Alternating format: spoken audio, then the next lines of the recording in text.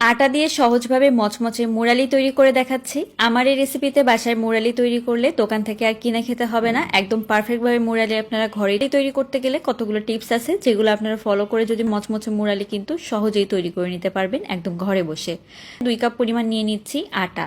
তো এই রেসিপি দিয়ে করলে কিন্তু বেশি ভালো হয়। আপনারা আটাটাই ব্যবহার করবেন, আমাদের নেবেন। তো হাফ চামচ লবণ, খুব সামান্য পরিমাণে 3 চামচ পরিমাণে দিয়ে দিব এখানে সয়াবিন তেল। তো তেল দিলে মুরালিটা একদম মচমচে হবে।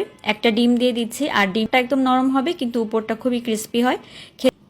তো প্রথমে ডিম দিয়ে ভালোভাবে একটু ঝুরা ঝুরা করে এটাকে মাখিয়ে নিতে হবে।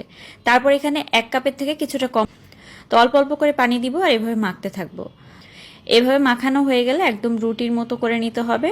মানে রুটির মতো ডোটা তৈরি হয়ে গেলে একদম বেলে নিতে হবে। তো এরকম মোটা করে আমি নিয়েছি। এখন এটাকে ভালোভাবে কিন্তু ঘুরিয়ে ঘুরিয়ে চারিপাশটা সমান করে নিয়ে রুটি বেলে নিতে হবে। তো প্রথমে রুটিটাকে ঠিক কীরকম পারবেন বুঝে নিতে পারবেন। তো রুটিটা বেলা হয়ে গেলে উপর থেকে পরোটা বানানোর সময় আমরা যেরকম ভাঁজ করে নিই টিকতে হবে। তো চারকোনা করে প্রথমে এরকম নিতে হবে, একদম চারকোনা পরোটার মতো শেপ করে একদম বড় আড়াআড়ি করে ধরে আবার ছোট ছোট করে কেটে নিতে। অনেকগুলো মুরালি তৈরি করা যায়। মুরালিগুলো তৈরি করা হয়ে গেলে এখন আমি তেলটা ভালো করে গরম করে নিয়েছি, আর এই গরম তেলের মধ্যে অল্প অল্প করে দিতে হবে। একবারে বেশি দিতে গেলে কিন্তু এগুলো ফুলবে না বা ভাজা যাবে না। একটার সাথে হালকা হালকা ব্রাউন কালার চলে আসবে, তখন কিন্তু এটাকে নামিয়ে নিচ্ছি। এভাবে প্রত্যেকটা মুরালিকে ভেজে নিতে হবে।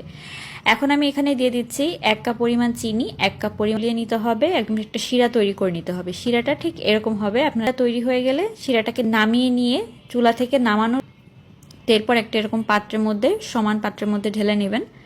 সমান পাত্রের মধ্যে ঢেলে নেওয়ার পরে যেটা করতে হবে, উপর থেকে একটু আটবেন। সবাই ভালো থাকবেন, আল্লাহ হাফেজ।